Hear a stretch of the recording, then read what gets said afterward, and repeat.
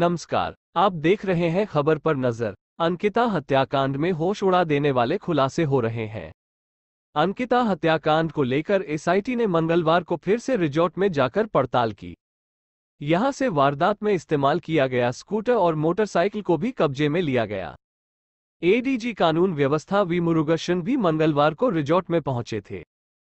Forensic team ने भी वहां से कुछ नमूनों को इकट्ठा किया। इसके अलावा एसआईटी ने रिजॉर्ट से काम छोड़कर जा चुके कर्मचारियों और अंकिता के दोस्त पुष्प को भी बयानों के लिए बुलाया है।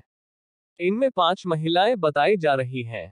वहीं दूसरी ओर पुलकित के रिजॉर्ट में क्या क्या होता था, वह सब एक एक कर सामने आ रहा है। अब यहां काम कर चुके कर्मचारी दंपति ने भी इस रिजॉर्ट के कई राज खोले हैं।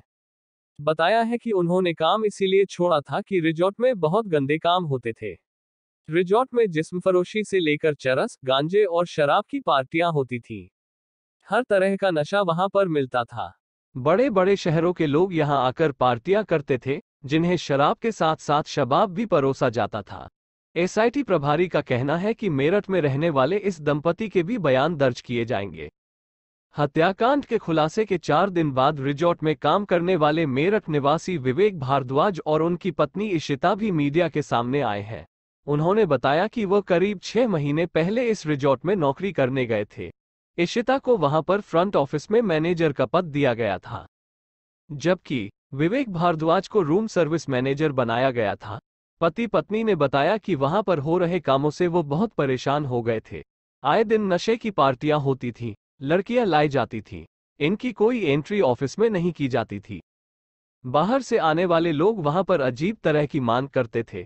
यह पूरा माहौल देखकर उन्होंने नौकरी छोड़ने का मन बना लिया। पूरा 1 महीना काम करने के बाद वह वापस अपने घर चले गए।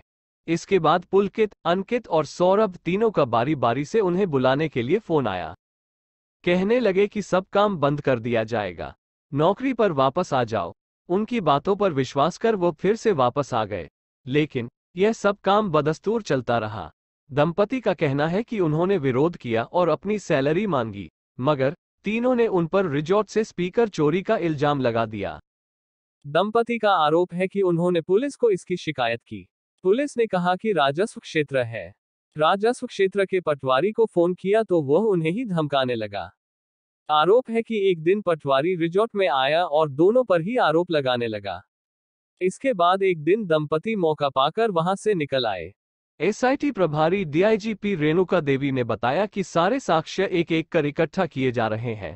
कुछ कर्मचारियों के बारे में भी पता चला है, जिन्होंने रिजॉर्ट के बारे में तमाम बातें बताई हैं। मेरठ निवासी इस दंपति के बयान भी जल्द दर्ज किए जाएंगे। इशिता का कहना है कि पुलकित वहां पर आने वाली हर लड़की पर बुरी नजर रखता था। उसने कभी उससे कोई गंदा काम करने के लिए कहा तो नहीं, लेकिन शायद उसके मन में यह बात जरूर थी। एक दिन उसने कर्मचारी को कहा कि इशिता को बुलाकर लाओ, लेकिन उसका पति नहीं होना चाहिए। इस पर कर्मचारी ने ही खुद कह दिया कि इशिता की ड्यूटी का समय खत्म हो गया है। इशिता का तो यहां तक कहना है कि अंकित गुप्ता वहां पर अक्सर लड़कियां लाता था। वो इशिता पर भी बुरी नजर रखता था। इस बात के कई बार उसने इशारे किए। इशिता और विवेक भारद्वाज बताते हैं कि पुलकित और उसके दोस्तों की अलग ही दुनिया थी। रिजॉर्ट पर जैसे वो तानाशाह की तरह काम करते थे। यहां आने वाले मेहमानों के सामान गायब होते थे तो कर्मचारियों पर इल्जाम लगाया जाता था। इसके बाद कर्मचारियों को सजा दी जाती थी। सजा देने के लिए उन्होंने एक कमरे को जेल बनाया था।